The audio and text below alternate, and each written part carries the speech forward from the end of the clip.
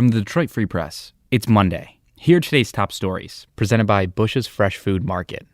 Bush's has over 4,000 Michigan products, including the freshest fruit and vegetables, meat, seafood, and baked goods. Stop by one of Bush's 16 locations for the personal service you expect from your neighborhood grocer.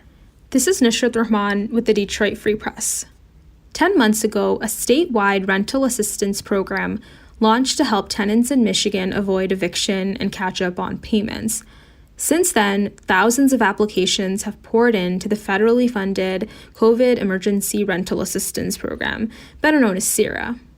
As of Friday, 173,000 people had applied for help paying their rent and utility bills, according to the Michigan State Housing Development Authority.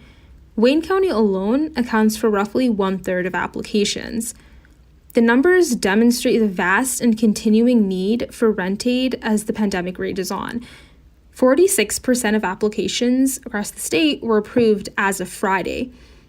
Wayne County falls behind neighboring counties with the number of applications it has approved. That's mostly because of the sheer volume of applications.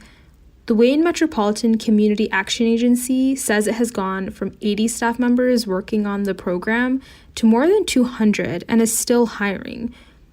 The CERA program is expected to continue taking applications through the winter. For more information, go to michigan.gov/CERA. I'm Frank Witzel with the Detroit Free Press. Postal officials warn that deeply discounted postage stamps may be a scam. But you'll have to look carefully to see if they're fake. And what may be more unsettling, when it comes to policing social media and their stats e-commerce sites for schemes, you may be on your own. The number of counterfeit stamps being sold online is escalating. Scammers are peddling them on social media, through e-commerce, and third-party vendors. The fake stamps are easier to print. And while email is replacing snail mail, scammers are selling counterfeit stamps, especially during the holidays, because many folks still send greeting cards. The Postal Service processed an estimated 1.3 billion of them. New stamps use ink that glow under UV light. Fake ones don't. So what can you do? Well, the U.S. Postal Inspection Service, the law enforcement arm of the Postal Service, has said that if you see a deal on postage stamps that's too good to pass up, say half off, the stamps are probably counterfeit. In other words, the Inspection Service said, turning an old adage about skepticism and theft, if you see an online offer for stamps that seems too good to be true, it probably is.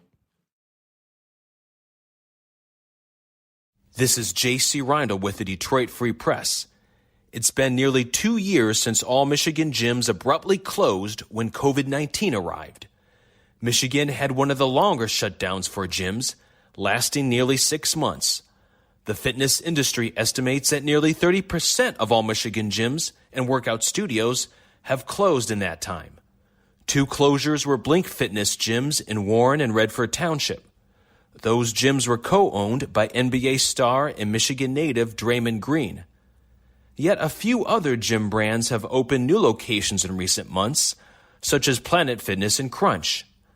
Planet Fitness has a new location in the Detroit Pistons Training Center in Midtown, and Crunch Fitness opened in Southgate on December 30th. Time will tell whether all former gym goers return to their pre-COVID routines. This is Phoebe Wall-Howard, an automotive reporter at the Detroit Free Press.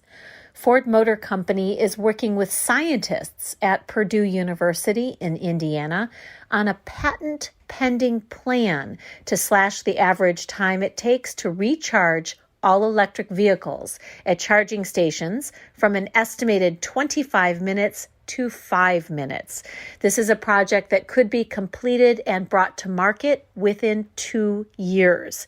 It's a game changer, says John McElroy, host of Autoline After Hours and an analyst who has observed the industry for years.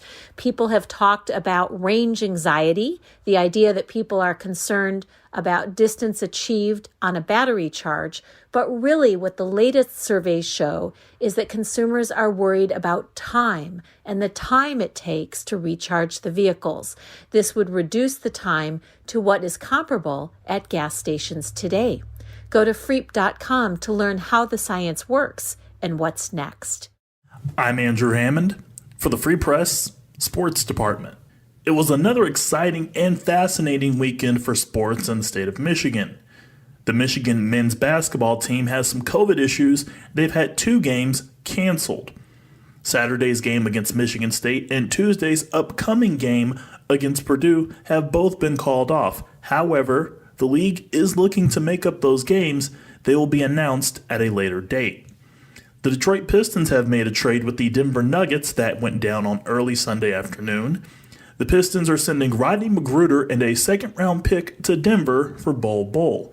At the moment, this leaves the Pistons without a second-round pick in the upcoming 2022 NBA draft.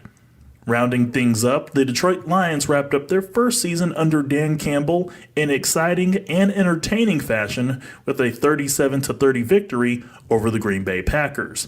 The Lions, who were nowhere near playoff contention this season, had nothing to lose and played like it, using trick plays to score on 2 touchdowns.